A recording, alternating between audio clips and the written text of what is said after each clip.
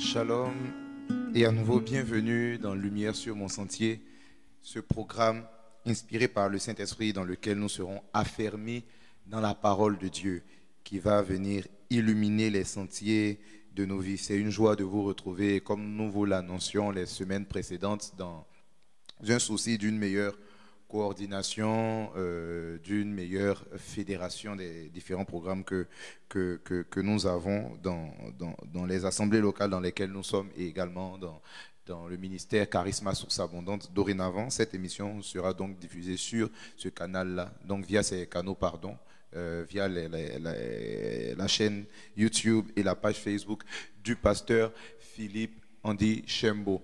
Et également, vous pourrez poser vos questions. La semaine passée, le pasteur a répondu aux questions qui étaient parvenues. Donc, posez vos questions au numéro qui s'affiche maintenant. Et lors de la dernière émission de ce mois, nous allons y répondre. Alors, nous avions entamé justement la question des fausses doctrines. Et c'est un sujet aussi qui est beaucoup revenu dans les questions que nous avons traitées la semaine dernière. Et aujourd'hui, nous allons encore poursuivre sur la question des fausses doctrines et nous sommes à nouveau avec notre cher intervenant, le pasteur Philippe. Bonjour, pasteur. Bonjour, frère Johan. Alors, pasteur, juste avant même d'entrer dans le vif du sujet, comment vous sentez-vous après un mois, après 4 émissions que nous avons couvertes jusqu'ici? Comment vous sentez-vous personnellement? Qu'est-ce que le Seigneur vous dit par rapport à ce programme? Quelles sont vos impressions déjà? Je me sens bien. C'est quand même oser de répondre aux questions qui sont posées voilà, par les frères et sœurs, les internautes qui nous font parvenir des questions et même les questions qui sont posées par mon cher frère Johan. Ce sont des questions pertinentes. Ça peut sembler tellement évident pour les vieux chrétiens, mais pour ceux qui viennent à peine de commencer, même pour ceux qui sont là depuis dans la foi, mais qui n'ont pas un fondement solide. Donc c'est un sentiment, je pourrais dire, de reconnaissance envers l'Éternel qui permet que nous ayons cette plateforme où nous pouvons partager autour de la parole de Dieu. Et nous n'avons pas forcément la possibilité dans nos assemblées locales d'avoir ces genres de moments. Oui, on peut avoir l'enseignement, on peut avoir la prédication, l'exhortation et autres, mais cet échange de questions-réponses, c'est même voulu dans la parole de Dieu. On réalise, quand nous lisons les évangiles, que la plupart des enseignements que nous avons reçus des Christ, c'était des questions qui lui étaient posées. On parle de la parabole du Samaritain, mais ça a commencé par une question, c'est docteur de la loi. Qui est mon prochain? C'est là que Jésus a commencé. Quand vous lisez très bien, Jésus se sentait à l'aise par le fait qu'on lui pose des questions et qu'il y réponde, et puis par le fait aussi qu'il puisse poser des questions. Il a dit, au dire des gens, qui suis-je? Ensuite, il va leur poser la question, vous maintenant, que dites-vous que je suis? Quand vous lisez 1 Corinthiens, la première épître de Paul aux Corinthiens, à partir du verset 7, il répond aux questions.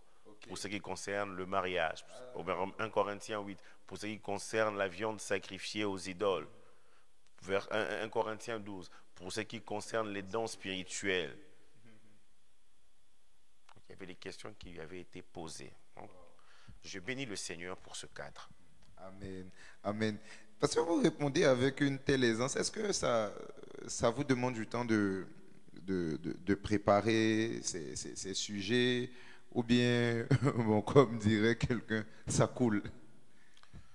Je dirais il y a les deux. Ok. Voilà.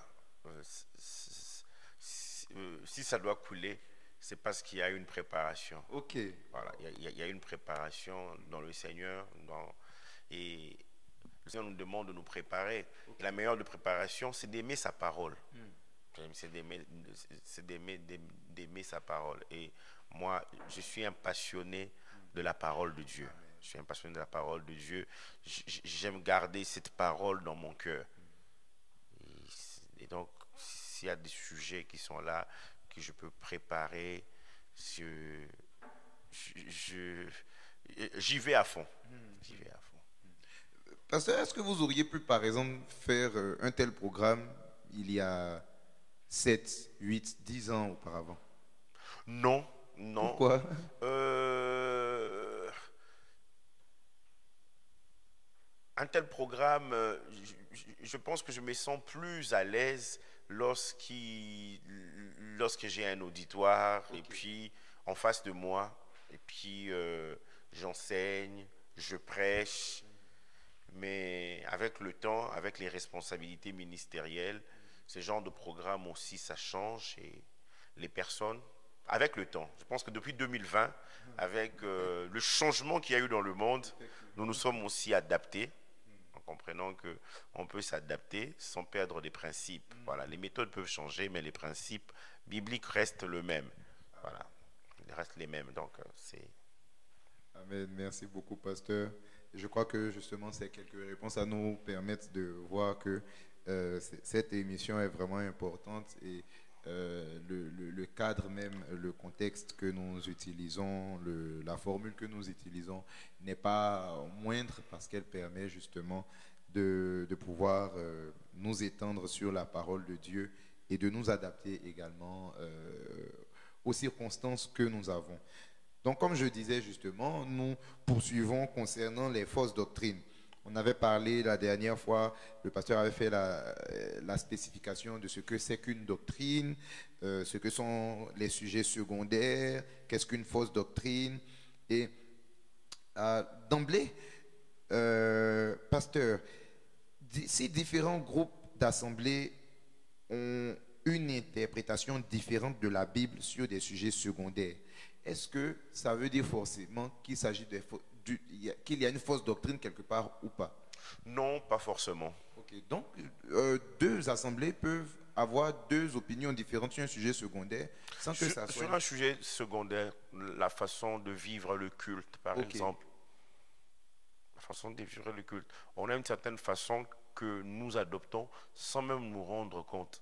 Mais on va commencer à critiquer les autres. Ils font ça, ils font ça. Mais si nous-mêmes nous regardons, on fait probablement la même chose aussi.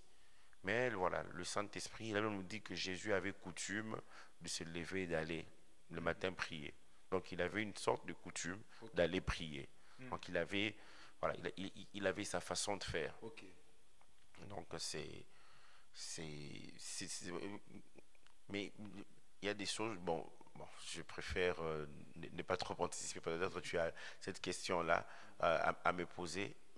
Bon, je prends un exemple.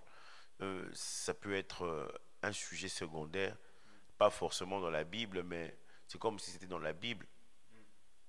Doit-on prêcher en étant debout, en étant assis? Imaginez quelqu'un qui a près de 80 ans, il est pasteur, on lui dit non, normalement il faut être debout. C'est une opinion. On peut prêcher aussi en étant assis. Donc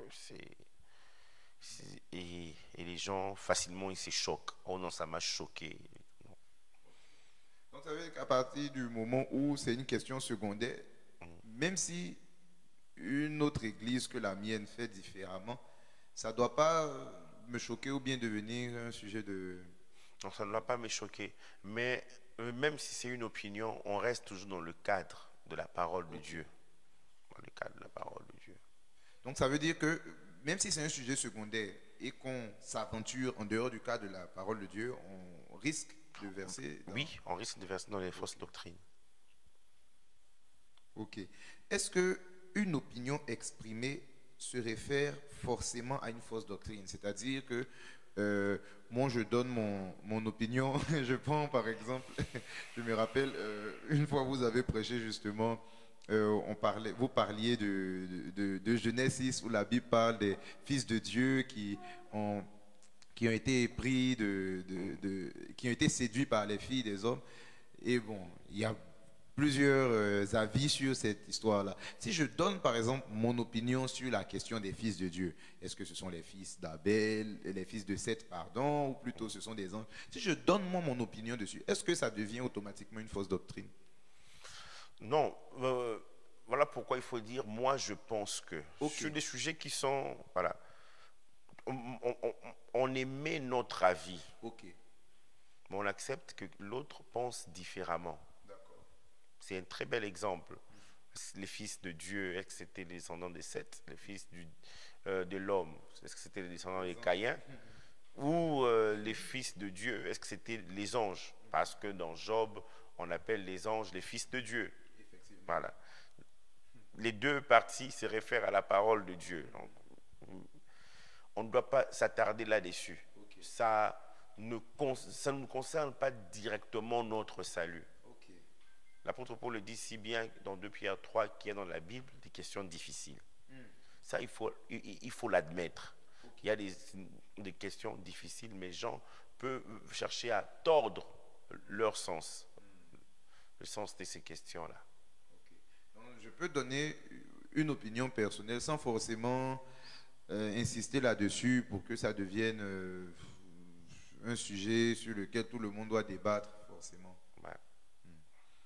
Est-ce qu'un homme de Dieu est réellement appelé de Dieu? Et j'insiste vraiment sur le réellement appelé de Dieu. Je pense que la dernière fois, vous avez vraiment insisté sur le fait que le ministère, ce n'est pas l'appellation. Oui, ce n'est pas l'appellation, ouais. Pas l'appellation, mais c'est l'appel. Est-ce qu'un homme de Dieu est réellement appelé de Dieu peut se perdre dans de fausses doctrines? Oui. Vraiment, pasteur? Oui. Comment ça peut arriver?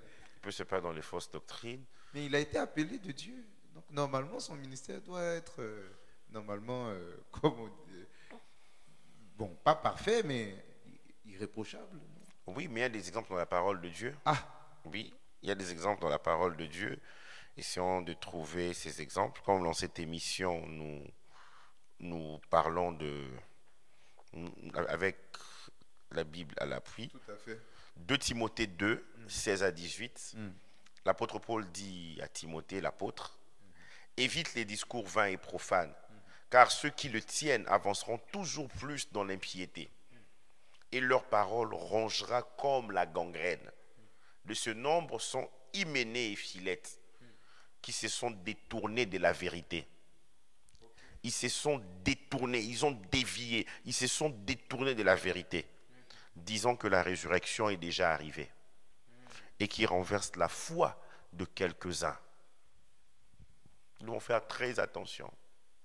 Je dis aux hommes de Dieu, ne cédez pas votre pupitre à tout le monde. Il y a un aîné pasteur qui avait laissé une fois le pupitre n'était pas là à quelqu'un, mais il a prêché des choses, je ne sais pas d'où est-ce qu'il prenait cela, juste pour épater. Voilà, il a sorti une phrase telle que Jésus est né sans cordon ombilical. Dans une église? Oui. Et les gens ont été choqués. Ça ajoute quoi à notre foi? Ça enlève quoi? Mais c'est souvent dans ce désir de vouloir se distinguer d'une certaine manière. Le jour où j'ai été consacré pasteur, le pasteur qui avait prêché, il disait que nous puissions prêcher la Bible. Il dit que Dieu sera épaté si nous prêchons sa parole.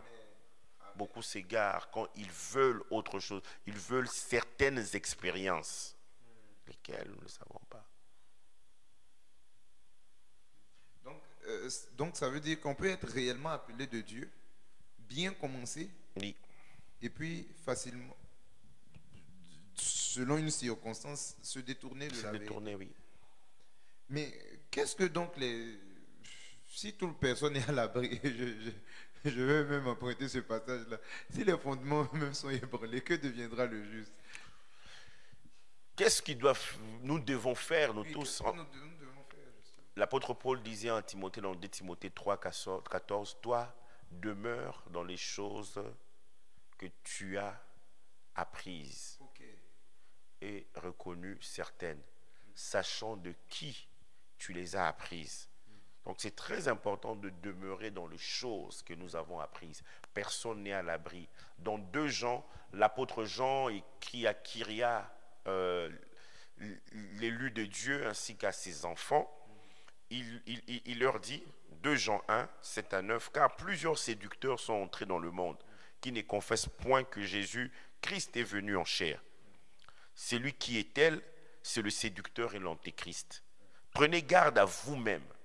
Prenez garde à vous-même, c'est ça le mot-clé, afin que vous ne perdiez pas le fruit de votre travail, mais que vous receviez une pleine récompense. Le verset 9 de 2 Jean 1, quiconque va plus loin et ne demeure pas dans la doctrine de Christ n'a point Dieu. Quiconque va loin et ne demeure pas dans la doctrine de Christ va très loin.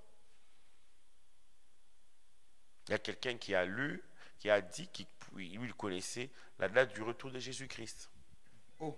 J'ai lu un ouvrage comme ça où le monsieur, il est docteur en mathématiques, il fait des calculs, il dit d'après les calculs. C'était un livre bien, mais à la fin, j'ai commencé à me rendre compte que c'était bizarre. Il a même donné la date. Wow. Il a donné. C'est une date à venir ou une date passée? Une date à venir. Ah, ouais. On attend. Une date à venir. Wow.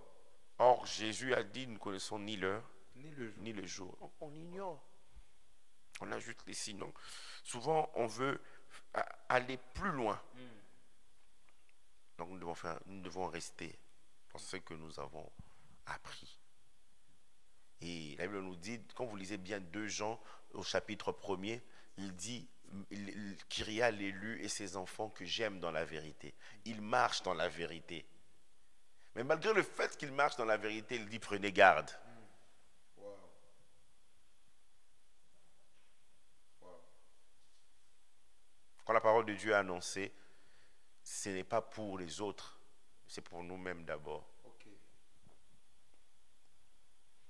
Jeune dans la foi, j'ai entendu cette parole d'un prédicateur qui a accompli vraiment des grandes choses dans une église, en tout cas dans une partie, je pense que c'était une ville en France, Grenoble. Il disait, lorsque nous pointons du doigt aux autres, il y a 3 doigts qui reviennent vers nous. Donc il est important, lorsque la parole de Dieu, lorsque nous prêchons la parole de Dieu, que nous puissions rester. Parce qu'il y a des choses, quelqu'un va te dire, voilà, je ne prêche plus la Bible, je suis arrivé à un niveau où je ne prêche plus la Bible. C'est possible d'arriver. Oui. Je me souviens une fois, quelqu'un qui m'est très très proche racontait que voilà, son pasteur désormais, chaque dimanche, il prêche l'hébreu. Même Christ n'a pas prêché l'hébreu. Chaque dimanche, ils ne font que l'hébreu. Wow. Ils apprennent la langue ou bien? Aucune idée, mais je sais une chose, ils prêchent l'hébreu. Donc, d'une certaine manière, il leur apprend la langue. Donc, ils veulent entrer dans une autre dimension. Mais justement, pasteur, vous avez dit quelque chose, vous avez dit qu'il y a ce désir de se distinguer, d'entrer dans une autre dimension. Est-ce que il n'y a pas, je veux dire, est-ce que c'est pas quand même quelque chose de sain ou d'innocent de se dire que bon, on veut amener l'Église plus loin? Nous devons amener l'Église plus loin, selon les principes de la parole de Dieu. Okay. Selon les principes de la parole de Dieu. Nous vivons dans ce monde, mais nous ne devons pas laisser le monde nous influencer. Et quand le monde entre dans l'Église, Jésus en sort. Parce que l'Église est la propriété de Christ. Oui. Il est de ses assemblées. Je pense que nous l'avons dit ici, Laodicée, où Jésus était dehors. Il dit, je me tiens à la porte et je frappe. Je me tiens à la porte et je frappe. On a besoin d'être dans la parole de Dieu. Vous savez, en toute sincérité, m'est arrivé, voilà, jeune dans la foi, à vouloir expérimenter certaines choses, en voulant suivre tellement des choses que, à un moment, je me perdais. Je ne réalisais pas que je m'éloignais de la parole de Dieu. Les principes pour aller plus loin sont là dans la parole de Dieu. La prière, une vie de sanctification, et nous allons vivre. Et je crois que cette génération, je l'avais dit lorsque nous avons fait notre rencontre, l'atmosphère de Najot, notre génération doit vivre des grandes choses avec le Seigneur. Ces choses où même les gens du monde viendront nous poser la question comment nous avons fait. Et nous vivrons cela et puis Christ viendra nous chercher. Moi je crois en cela. Mais lorsque nous copions ce que le monde fait, il y a un problème. Les Philistins avaient porté l'arche sur un char. Quelques années après, pour les Philistins, ça s'était passé. Quelques années après, dans 2 Samuel 6, David devient roi. Il veut que l'arche soit ramenée. Il met l'arche sur un char. Uza, qui était resté avec ce char longtemps, peut-être il était même né dans la maison de son père, il avait même trouvé l'arche. L'arche qui se penche, il cherche à retenir l'arche, Dieu va frapper. Et dans une chronique, David dit, cette fois, nous allons aller chercher l'arche différemment. Ils vont aller déposer l'arche chez Obed-Édom. Il dit parce que la première fois, nous n'avons pas cherché l'Éternel selon la loi. L'arche doit être portée par les sacrificateurs. Dans l'Église, dans son essence, c'est Christ qui dirige. Amen. Et tout ce qui n'est pas de Christ n'a pas sa place. Amen. Bon, il y a de ces choses qui sont neutres. Voilà, quelqu'un aussi peut aller plus loin. Mais pasteur, vous entendez parler comme ça. La caméra là, est-ce que c'est le Saint-Esprit qui a... Non, je ne parle pas de ça. Ok. Ça n'a aucune incidence sur ma foi, la caméra ou même le micro. C'est neutre. Donc, nous devons faire très attention parce qu'il y a toujours des gens qui veulent s'égarer, qui veulent nous montrer, vous êtes assez carré. C'est à cause de ces choses que l'Église, je dis en général le corps de Christ, ne vit pas ce à quoi Dieu l'a destiné. Il est important que l'Église vive ce que le Seigneur attend d'elle. La Bible nous dit, afin que les dominations et les autorités connaissent par l'Église la sagesse infiniment variée de Dieu. Amen. Amen. Amen. Wow. C'est vraiment très important. On a vu tout à l'heure que un homme de Dieu réellement appelé de Dieu peut se perdre dans de fausses doctrines. Je pense que c'est vrai qu'on avait posé la question la dernière fois, mais justement, comment reconnaître un faux prophète, faux docteur, faux apôtre? Déjà, est-ce qu'il y a une différence, par exemple, entre un faux prophète et un faux docteur? Oui, il y a quand même une différence, Ok. mais à un moment, il se retrouve. Oui. Il se D'accord. retrouve. Justement, donc, comment faire la différence entre le faux du vrai, sachant que le vrai aussi peut se tromper? Le vrai aussi peut se tromper. Il y a un passage dans la Bible que j'apprécie beaucoup, 2 Pierre 2, et Jude aussi, je dirais chapitre 1, mais Jude, parce qu'il y a un seul chapitre, où on brosse, je pourrais dire, le portrait. Ok. Ah, donc la Bible même brosse un portrait. Oui, Ok. des faux docteurs. D'accord. On peut lire? Oui, tout à fait. Voilà. Je vais chercher 2 Pierre 2, 2 Pierre 2, 1 jusqu'au verset 22. Et à chaque fois, je pourrais vous montrer ce qui est dit. Okay. 2 Pierre 2, verset 1. Il y a eu parmi le peuple de faux prophètes.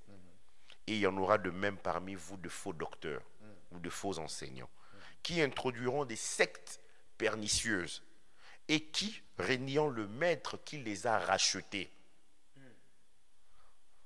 ils étaient même rachetés, c'est-à-dire ils étaient même nés de nouveau. Wow.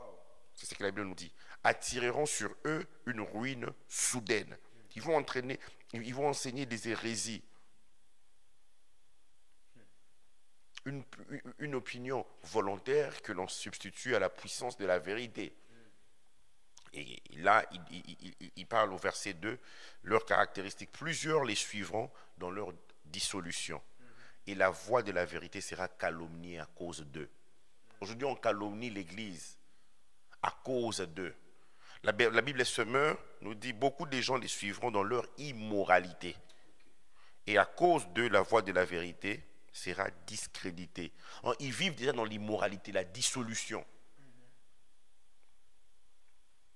Parce que nous l'avons dit la dernière fois que c'est une doctrine des démons. Ça introduit les esprits séducteurs. Même quelqu'un qui était moralement correct devient immoral. Au verset 3 de 2 Pierre 2, il dit par cupidité, donc là les gens voient qu'ils sont cupides, ils trafiqueront de vous au moyen des paroles trompeuses et que menace depuis longtemps la condamnation et dont la ruine ne sommeille point. Ils trafiqueront, ils vont vous exploiter, ils vont abuser de vous, ils vont profiter, ils vont tirer avantage. Ils ont un cœur exercé à la cupidité. Verset 14, je saute. Ils ont les yeux pleins d'adultère et insatiables de péché. Ils amorcent les âmes mal affermies. Ils ont le cœur exercé à la cupidité. Le cœur est déjà exercé. C'est comme déjà une seconde nature. Ce sont des enfants de malédiction. Vous voyez, ils ont renié celui qui les a rachetés. Là, on voit la cupidité. Ils ont les yeux pleins d'adultère. Ils ne sont pas rassasiés du péché. On dit que ce sont des faux docteurs. Au verset 15 à 16, il dit, après avoir quitté le droit chemin, ils se sont égarés en suivant la voie de Balaam. Après avoir quitté le droit chemin, Paul a dit, soyez mes imitateurs comme je le suis de Christ. Si un homme de Dieu arrête de suivre Christ, arrêtez de le suivre. Si une femme de Dieu arrête de suivre Christ, arrêtez de le suivre. Fils de Bosor, qui aima le salaire de l'iniquité, mais qui fut repris pour sa transgression. Une ânesse muette, faisant entendre une voix d'homme, arrêta la démence du prophète. On voit cela dans Nombre 22, 23, 24, 25 et dans Nombre 31.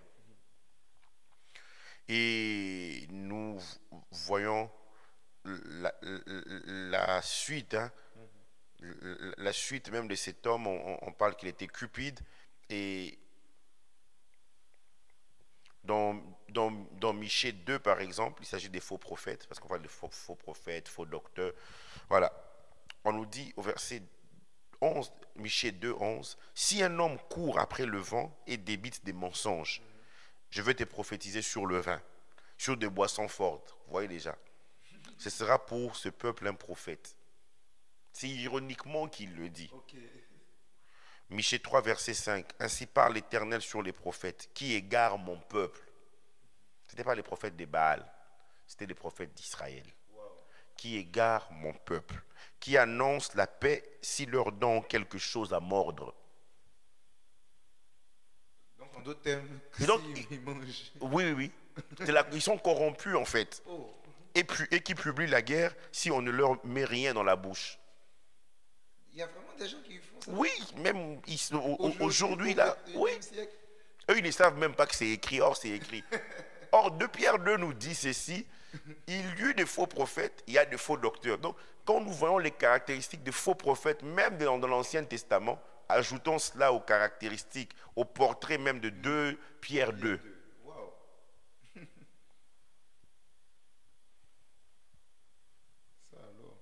Michée 3, verset 11. Ces chefs jugent pour des présents. Ces sacrificateurs enseignent pour un salaire. Les sacrificateurs étaient ces prédicateurs dans l'Ancien Testament. Et ces prophètes prédisent pour de l'argent. S'ils ont l'argent, ils peuvent prophétiser. Mais ça, c'est courant aujourd'hui. C'est courant, c'est des prophètes qui ne voient que des choses pour ceux qui ont des moyens. Ceux qui n'ont pas de moyens, personne ne prophétise sur eux. Et j'aimerais bien le dire, moi je crois au ministère prophétique, mais il y a du faux aussi. Et ils osent s'appuyer sur l'Éternel, ils disent, l'Éternel n'est-il pas au milieu de nous? On sent la présence de Dieu. Ça n'a pas commencé aujourd'hui, alors que Dieu même n'est pas là. Ils disent même, le malheur ne nous atteindra pas. Verset 10 de 2 Pierre 2, ils méprisent l'autorité. Ceux surtout qui vont après la chair dans un désir d'impureté, encore une fois, et qui méprisent l'autorité. Dans le mépris pour l'autorité, il n'y a aucun sens de l'honneur. Audacieux et arrogants. ils ne créent pas d'injurier les gloires. La corruption revient encore au verset 12. Mais eux, semblables à des brutes qui s'adonnent à leur penchant naturel et qui sont nés pour être prises et détruites, ils parlent d'une manière injurieuse de ce qu'ils ignorent. Verset 19, ils leur promettent la liberté quand ils sont eux-mêmes esclaves de la corruption. Et la liberté dans tous les sens, hein, la liberté pour la guérison, la liberté en croyant que voilà, les liens vont être brisés, tu seras libre. Mais eux-mêmes, ils sont esclaves. Quelqu'un qui est esclave, quelqu'un qui est enchaîné ne peut pas libérer l'autre. Deux prisonniers ne peuvent pas se libérer. Ils sont eux-mêmes esclaves de la corruption. On dit car chacun est esclave de ce qui a triomphé de lui. C'est un passage qu'on dit souvent, mais on oublie le contexte. Okay.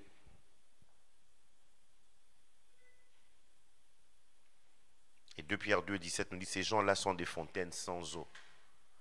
Autrefois, leurs fontaines donnaient de l'eau. Okay. Ne jugez pas seulement le passé, jugez aussi le présent. Regardez, discernez aussi ce qui se passe dans le présent. Ces gens-là sont des fontaines sans eau. Des nuées que chasse un tourbillon. Voilà un peu ce que nous trouvons dans... Donc, vous avez dit, entre autres, que c'était des fontaines qui avaient des eaux, mais après qui deviennent sans eau. Donc, est-ce que ça veut dire que l'historique, le parcours, l'expérience d'un homme de Dieu ne suffit pas pour attester de l'authenticité de son appel, de non. son ministère? De son ministère, les fruits d'aujourd'hui. Donc, les fruits d'hier? Les fruits d'hier, c'est bien, mais Moïse, lorsqu'il bénit Asser, il lui dit que ta vigueur dure autant que tes jours. Wow. Jusqu'à la fin. J'ai lu un livre il y a 2 ans de cela, de John C. Maxwell. Il est plus connu dans le leadership, pasteur lui-même et son père aussi pasteur. Jusqu'à l'âge de 93 ans, son père était dans un home de vieillards. Chaque matin, il allait parler du Seigneur aux autres vieillards. À 93 ans? À 93 ans. Il parlait du Seigneur aux vieillards? Oui, et il gagnait des âmes. Waouh! Son fils, quand il écrit dans le livre, il est émerveillé. La Bible nous dit, il porte fruit même dans la vieillesse. Psaume 92, on parle.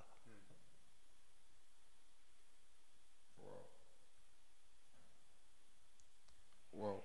Et du coup, comment les faux enseignements peuvent s'infiltrer dans l'Église? J'aimerais partir de ce passage de Matthieu 16, verset 18, qui nous dit je bâtirai mon Église et les portes du séjour des morts ne prévaudront point contre elle. Si donc même les portes du séjour des morts ne peuvent pas prévaloir contre l'Église, comment se fait-il que les faux enseignements s'infiltrent dans l'Église? Il y a d'abord le fait que on ne veille pas. Ok. Les portes du séjour des morts ne prévaudront point contre l'Église et l'Église doit rester en éveil. Ok. Acte 20, 29 à 31. L'apôtre Paul, il arrive à Milet. Il fait appel aux anciens responsables de l'église d'Éphèse. Quand il écrit à l'église d'Éphèse, c'était une église à qui il n'a pas adressé de reproches, comme à Colosse ou aux Corinthiens, à l'église de Corinthe ou à l'église de Colosse. Voilà. Il leur dit quand même de faire attention, ne mentez pas les uns les autres, voilà, soyez bons et compatissants, mais il ne dit pas ce que les Éphésiens faisaient. Donc on peut croire que c'était une église vraiment exemplaire. Et les anciens d'Éphèse viennent auprès de l'apôtre Paul qui se trouve à Milet, et dans Acte 20, 29 à 31, il leur dit, je sais que parmi vous, après mon départ, s'introduiront de loups redoutables qui n'épargneront pas le troupeau et que du milieu de vous. Donc il y a des gens qui viendront de l'extérieur, il y a des gens même qui seront du milieu de vous. S'élèveront des hommes qui prononceront des paroles perverses. Il voit cela prophétiquement, l'apôtre Paul, pour entraîner les disciples après eux. Il entraîne les disciples après eux. Et qu'est-ce qu'il leur dit au verset 31? Veillez donc. Veillez. En vous souvenant que pendant 3 ans, je n'ai cessé nuit et jour d'avertir avec larmes chacun de vous. Veillez. Prenez soin de l'Église. Il vous a établi évêque. Prenez soin. C'est-à-dire surveillant. Ne blaguons pas avec les fausses doctrines.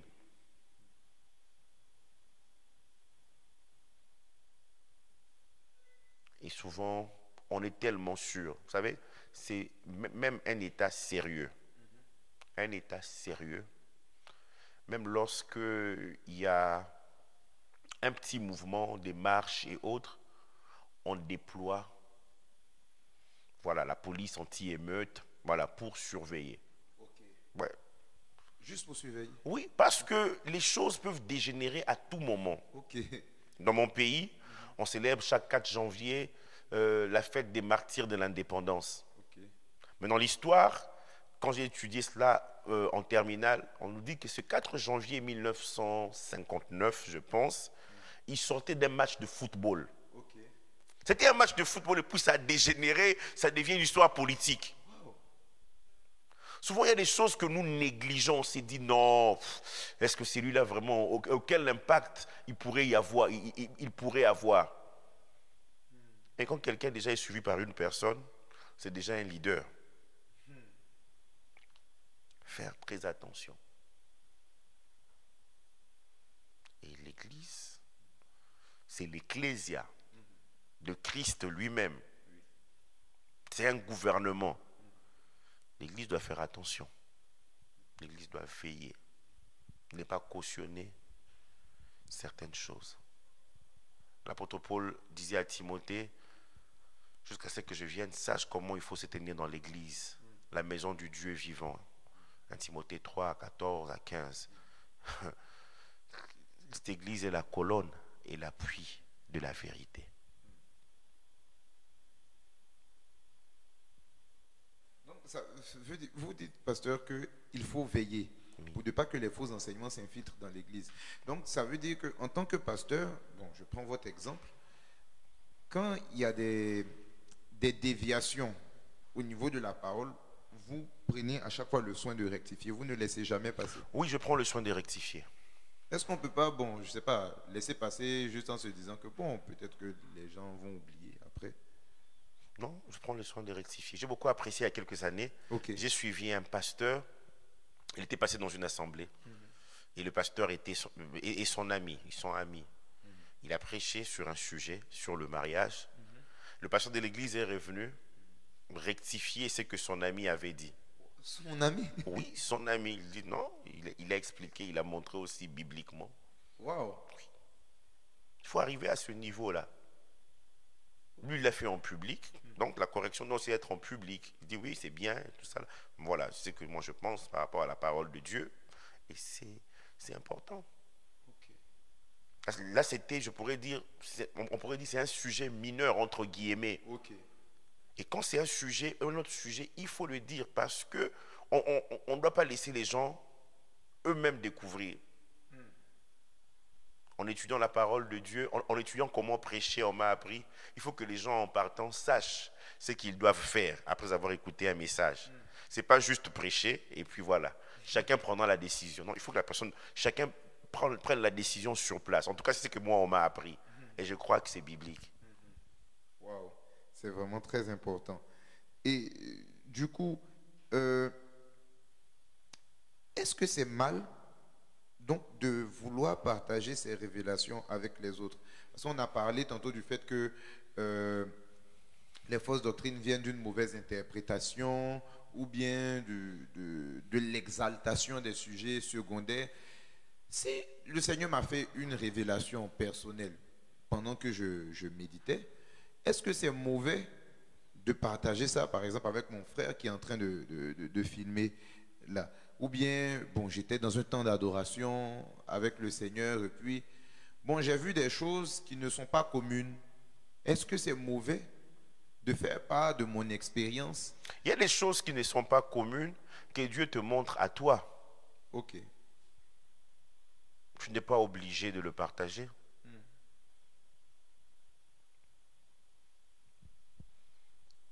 Tu es un chant de l'Éternel.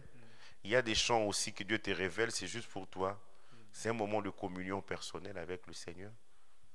Ce n'est pas tous les cantiques nouveaux que nous présentons à tout le monde.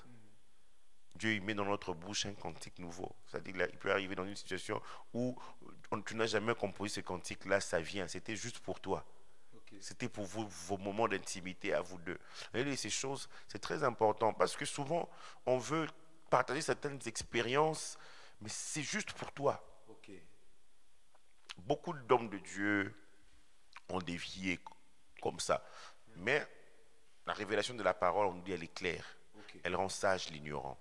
Donc, lorsque la parole m'éclaire, je peux partager cela. Ok. Je peux partager cela. C'est bon toujours de partager. Et si je partage cela, le Seigneur permettra à ce que, quelque part dans la Bible, que tu puisses découvrir, ah ok, c'est ça réellement. Ok. Voilà. Donc ça veut dire que donc. Et souvent, par exemple, je reviens à ça, c'est même lorsqu'on prêche, lorsqu'on étudie la Bible, on fait une étude de la Bible, surtout dans l'Ancien Testament. Il est vrai que Christ est dans l'Ancien Testament. Mais souvent, les gens trouvent Christ partout. Quand j'ai fait ma formation biblique, théologique, on m'a demandé de faire très attention à la typologie, faire attention. Oh non, l'aiguille là, c'était Jésus. Ah non, le clou là, c'était Jésus. Parce que la Bible nous dit qu'il y avait un rocher, le rocher qui suivait Israël. Oui, ça c'est clair. Ok. On dit que ce rocher-là était le Christ. Ok. Et lorsque Jésus marche avec les disciples sur le chemin d'Emmaüs, Cléopas et son ami, on dit qu'il a montré, il a commencé depuis les débuts, montrant ce qui le concernait Ok. dans l'Ancien Testament. Ce rocher-là qui suivait Moïse, c'était moi. Il a présenté cette manne-là, c'est moi. Voilà, la verge d'Aaron, en réalité, la résurrection, c'est moi. Il y a des choses qui sont là, le Saint-Esprit nous révèle et c'est prouvé. La Bible s'explique par elle-même. Ces prédications se posent la question, où est-ce que la personne a trouvé? Est-ce qu'on ne peut pas quelquefois s'aider d'un autre livre pour interpréter ce que la Bible dit? Je pense qu'il y a des livres, moins. Ok. Je le crois. Le Seigneur m'a fait la grâce d'avoir quand même certains ouvrages que j'ai pu publier. Un livre ne remplace pas la parole de Dieu. Ok. C'est très important. La personne a dit, c'est bien. On peut partager ses expériences aussi, c'est bien. Il y a des gens qui nous ont aidés dans leur partage d'expériences en s'appuyant sur la parole de Dieu. Ok. Si peut-être toi, par expérience, tu as chassé les démons ont crié, tu trouves, vraiment les démons crient. Hein. Tu commences à écrire un livre sur comment les démons crient quand on chasse les démons. Or, la Bible nous en parle. Depuis Jésus, jusque même par Philippe à Samarie dans Acte 8, on voit comment les démons, lorsqu'ils sortent, ils crient. Mais Jésus aussi, il a chassé un démon d'infirmité, un esprit d'infirmité dans la vie d'une femme. Il n'y a eu aucun cri. Femme, tu es délivrée de ton infirmité. Le Saint-Esprit, elle nous dit, il y a diversité. Il y a diversité d'opérations, diversité de ministères, diversité de dons. Mais le même esprit. Dieu est dans la diversité. On ne doit pas limiter Dieu. Je ne dis pas ici qu'on doit limiter Dieu. La Bible, elle est profonde. On peut la lire, la retourner. La Bible est la parole de Dieu. Il y a un homme qui est allé voir un étudiant, je pense. C'était un cours, mais je l'avais lu quelque part. Il était allé demander à son pasteur ou à son professeur de théologie, d'une matière en théologie, si il pouvait lui donner un livre qui parle très bien de la naissance de Jésus. Et le professeur lui dit, je n'ai aucun livre, va lire l'évangile de Luc. Il faut connaître la parole de Dieu. Il faut la lire, il faut la méditer. Nous serons émerveillés par la richesse qui se trouve dans les Écritures. Amen. Amen. Et justement, vous avez parlé du fait d'être vraiment attaché à la parole de Dieu. Comment justement être certain d'interpréter un verset de la bonne façon sans que cela ne conduise à une fausse doctrine? Comment être certain? Il faut d'abord replacer le verset dans son contexte, le chapitre, le livre, et avoir un cœur ouvert. Ok. La Bible communique la vie. C'est très important. C'est pas juste emmagasiner des choses. Donc, je vois, ok, quel était le problème. En lisant, en se laissant instruire par le Seigneur a donné la sagesse aussi aux gens par rapport, voilà, les gens qui ont le don d'enseigner, voilà, des docteurs vraiment en théologie aussi, ce n'est pas si mauvais. Voilà, il y a même des concordances pour que nous puissions étudier la parole de Dieu. Vous savez, étudier la parole de Dieu, ça prend beaucoup de temps et souvent les gens se lassent. Les gens aiment des recettes faciles. Bon, quelqu'un a dit, bon, c'est son interprétation, mais je veux quand même mentionner cela, je ne sais plus qui. Ils disent lorsqu'on prépare une étude, une prédication, c'est 90% de transpiration, 10% d'inspiration. Il faut transpirer. Donc, bon, c'est une façon de parler. C'est pour dire qu'on doit étudier la parole de Dieu. Et vraiment, vraiment l'étudier, la méditer, la comprendre et laisser le Saint-Esprit nous éclairer. Pas nous-mêmes. Parce que la Bible nous dit que la lettre tue et l'esprit vivifie. Il y a quelqu'un qui peut faire un bel exposé, mais ça reste de la théologie. Bon, je ne vais plus parler. Tu dis que j'attaque beaucoup les théologiens. Non, un bel exposé, mais on ne sent pas la vie. N'oublions pas, en elle était la vie.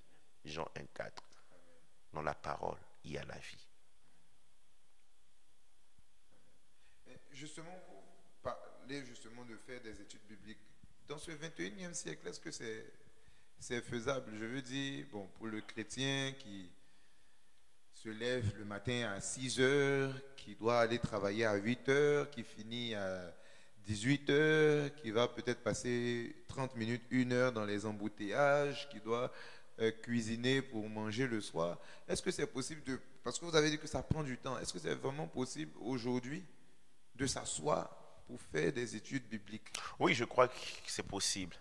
J'aime souvent le dire, on trouve toujours le temps pour ce qui est important. Quelqu'un, vous m'avez défini la journée de cette personne, vous allez vous rendre compte que cette personne-là, dans ses multiples occupations, si la personne essaie de calculer le nombre d'heures passées au téléphone, qui n'avait rien à voir avec le boulot, ça peut être 2h30, ça peut être 3 heures. Pourquoi ne pas mettre cela à profit? Je me rappelle en 2015, je pense, le Seigneur m'a exercé à cela. Il m'a dit, voilà, comment tu as commencé ta journée. Il dit, maintenant, va sur ton téléphone, calcule le nombre de temps que tu as passé. J'avais honte de moi-même. Il dit, regarde le temps que tu m'as réservé et le temps que tu as passé au téléphone. J'apprécie beaucoup, sur mon téléphone, on peut me dire, vous avez moins utilisé votre téléphone cette semaine. J'ai dit, ah c'est bien, j'apprécie. Voilà. Ouais. Ça a baissé, l'activité de votre téléphone a baissé de 40%. J'ai dit, ah c'est bien. Donc, de ce que j'ai cru comprendre... Excusez-moi, on n'est pas si chargé que Daniel, conseiller à la cour royale. Un moment, voilà, responsable même de Babylone, comme gouverneur. Il a connu le roi Nebuchadnezzar, Darius, Belshazzar, il en était ainsi jusqu'à la première année du roi Cyrus. Et on nous dit dans Daniel 6, il a à peu près 60-65 ans. 3 fois par jour, il priait en direction de Jérusalem, comme il le faisait auparavant. La constance. Un homme politique, 3 fois par jour.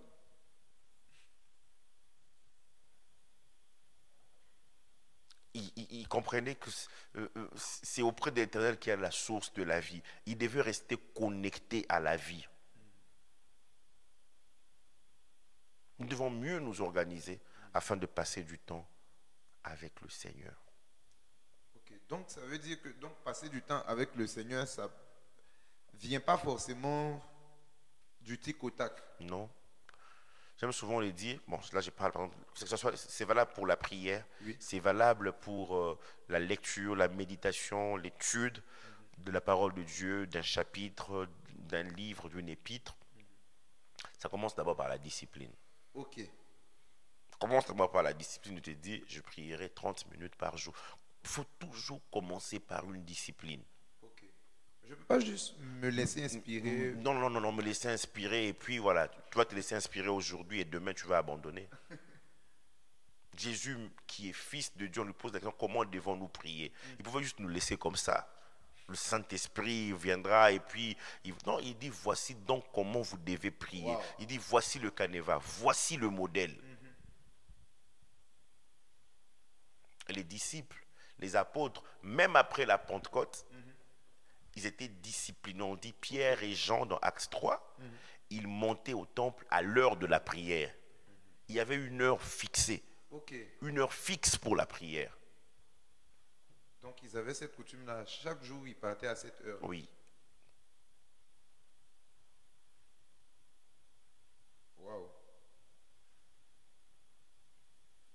Waouh, c'est vraiment important. Et je me permets de rappeler rapidement que vous avez la possibilité de nous adresser vos questions.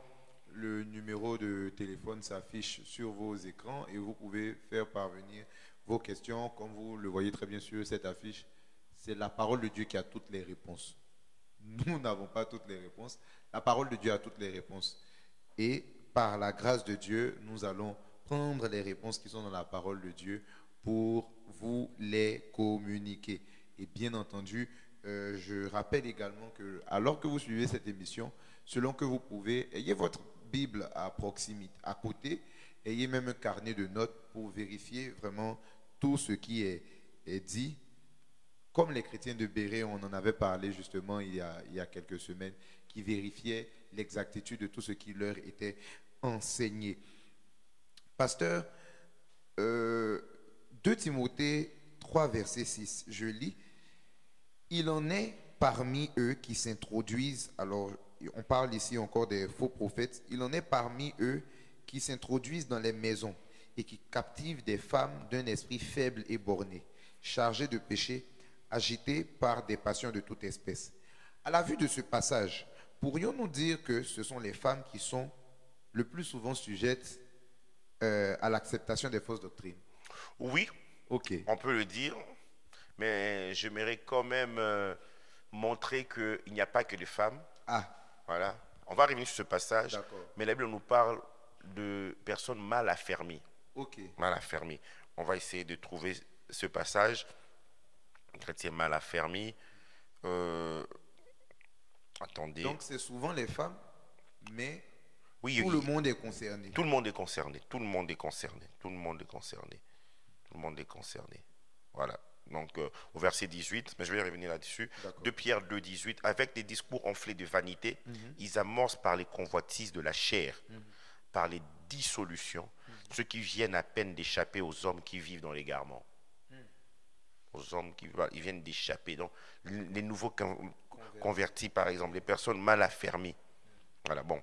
Donc, ayant placé cela, on peut revenir à ce passage. Pourrions-nous dire que ce sont les femmes qui sont souvent sujettes à accepter les fausses doctrines?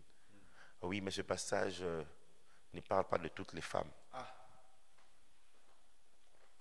Il en est parmi eux qui s'introduisent dans les maisons.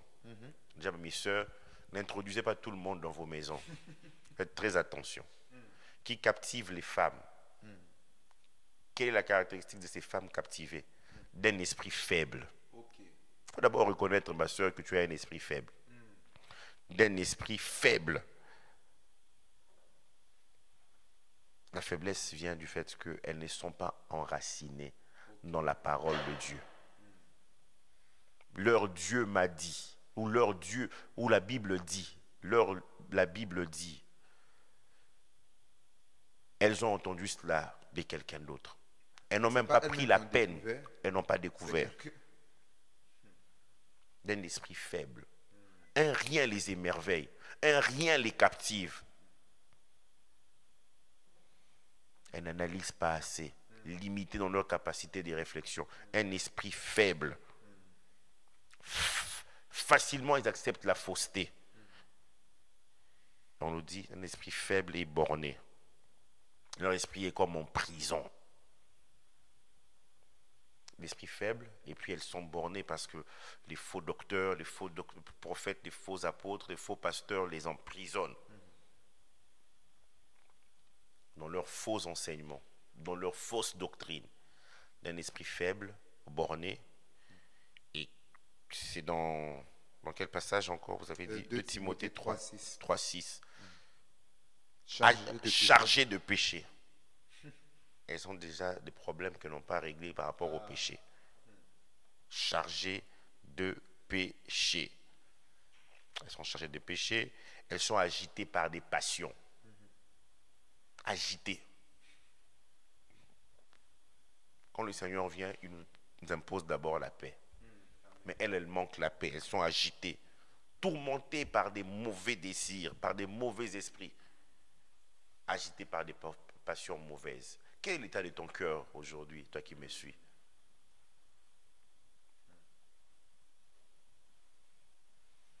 Dans leur cœur, il y a plein de convoitises. Et la convoitise, c'est un terrain propice pour recevoir les fausses doctrines. La Bible continue même, ce passage que vous venez de nous, verset 7, apprenant toujours et n'arrivant jamais à la connaissance de la vérité. Elles apprennent. On a un tel programme avec papa, avec le grand frère. Nul, zéro. La vie. Et ces genre de personnes, il faut prier pour que ces personnes soient déracinées. Parce que c'est un esprit, nous l'avons dit la dernière fois, des esprits séducteurs et la doctrine des démons. Il ne suffit pas de se fâcher contre ces personnes. Il faut prier, il faut briser cette emprise de l'ennemi sur elles. Donc, vous voyez, ce n'est pas toutes les femmes. Dieu merci, l'apôtre Paul a donné des caractéristiques. Amen. Pasteur, vous avez dit quelque chose tout à l'heure. Au verset 7, on dit « Apprenant toujours, mais ne parvenant pas à la connaissance de la vérité ». Et vous avez dit que c'est un danger. Est-ce que ça veut dire que quand je viens régulièrement dans mon église, je participe régulièrement au programme, et que je me rends compte qu'à un moment donné, ma vie n'avance pas, je dois me poser des questions? Je dois me poser des questions. Ok. L'évangile transforme, l'évangile change, l'évangile fait progresser.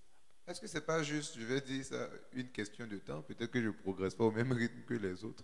Oui, c'est vrai, mais la Bible nous montre que nous ne devons plus être des enfants. Nous devons progresser. Israël est sorti de l'Égypte. Je l'ai dit il y a quelques jours de cela dans mon église locale. Oui. Et Dieu leur dit, vous avez assez demeuré dans cette montagne. Aïe. Quand nous lisons ce passage, attendez, je vais trouver, dans Deutéronome 1, Ok. nous pensons que Dieu parle ainsi à Israël parce qu'Israël a passé 40 ans. Moïse même il dit, l'Éternel nous a parlé à Horeb. J'aimerais quand même lire. Deutéronome 1, voici les paroles que Moïse adressa à tout Israël de l'autre côté du Jourdain, dans le désert, dans la plaine vis-à-vis des Soufs, entre Paran, Tophel, Laban, Athiroth et Di-Zahab. Il y a 11 journées depuis Horeb par le chemin de la montagne de Séhir jusqu'à Kadès Barnéa. 11 jours jusqu'à la terre promise. Dans la 40e année, au 11e mois, le premier du mois, Moïse parla aux enfants d'Israël selon tout ce que l'Éternel lui avait ordonné de leur dire. Au verset 6, l'Éternel notre Dieu nous a parlé à Horeb en disant, vous avez assez demeuré dans cette montagne. La deuxième année déjà, après leur sortie d'Égypte, ils ont fini la première année, Dieu dit, vous avez assez demeuré. Donc, ce n'était pas une histoire de 40 ans. Non, déjà il leur a dit, allez, tournez-vous et partez, allez à la montagne Samoréen et dans le voisinage, dans la plaine, sur la montagne, dans la vallée, dans le midi. Voyez, j'ai mis le pays devant vous, allez, prenez possession du pays que l'Éternel a juré à vos pères, Abraham, Isaac et Jacob, et donné à eux et à leur postérité après eux. On envoie ces 12 explorateurs, 10 reviennent pour dire on a trouvé les fils d'Anak, les géants, la race des géants, nous ne pouvons pas les battre. Le Seigneur s'attend à ce qu'un an après notre nouvelle naissance, que nous puissions progresser. Ok. Tu ne lis pas la Bible c'est quelqu'un d'autre qui lit à ta place. Et nous sommes obligés, lorsque nous donnons des messages, lorsque nous prêchons, lorsque nous enseignons, même le dimanche, d'expliquer tous les passages. Les gens ne lisent pas. Mais si tout le monde était un ami de la parole de Dieu, on cite un passage, tout le monde connaît la référence. On nous dit que la première église, il persévérait dans l'enseignement des apôtres. Ok. Il persévérait. Ça demande de la persévérance. C'est vrai que nous ne progressons pas tous au même rythme. J'ai 4 enfants, chacun a sa particularité. Et dans cette particularité, chacun aussi progresse. Ok. C'est normal.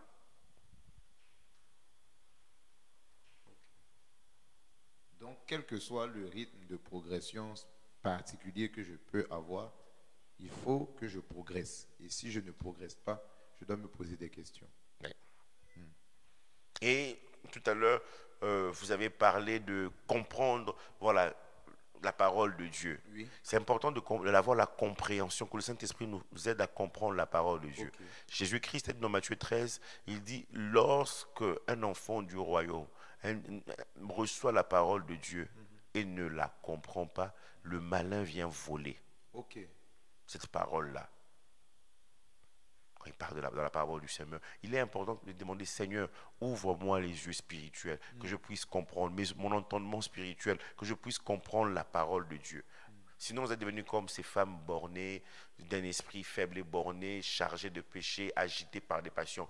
Apprenons toujours et ne parvenons pas à la connaissance de la vérité. Donc, lorsque le culte finit, si ce que le pasteur a prêché, je n'ai pas compris, ça veut dire que ma priorité doit être de chercher à comprendre. De chercher à comprendre. Je vois un responsable, je cherche un rendez-vous avec le pasteur pour comprendre. Je n'ai pas compris. Ok. Donc ça veut dire que de la même façon que le pasteur ne doit pas laisser passer les déviations qui peuvent même paraître mineures, de la même façon aussi, l'enfant de Dieu ne doit pas laisser passer les prédications qu'il ne comprend pas. Non. Ok.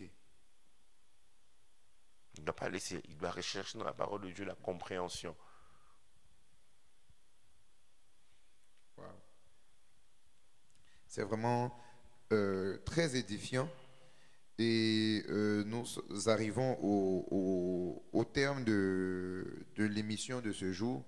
Nous croyons, je crois vraiment que vous avez été bénis et édifiés. Et moi, personnellement, ce que je retiens en gros de ce dont on a parlé aujourd'hui, c'est vraiment qu'il faut veiller. C'est-à-dire que chacun, dans sa position, doit veiller. Le pasteur a dit tantôt qu'il est bien vrai que l'Église ne peut pas être surpassée par les portes du séjour des morts, mais elle doit veiller. Et nous devons veiller. Chacun doit veiller vraiment à son poste. Les hommes de Dieu doivent veiller à ce que personne ne vienne ensemencer de l'ivraie dans le troupeau que le Seigneur leur a confié.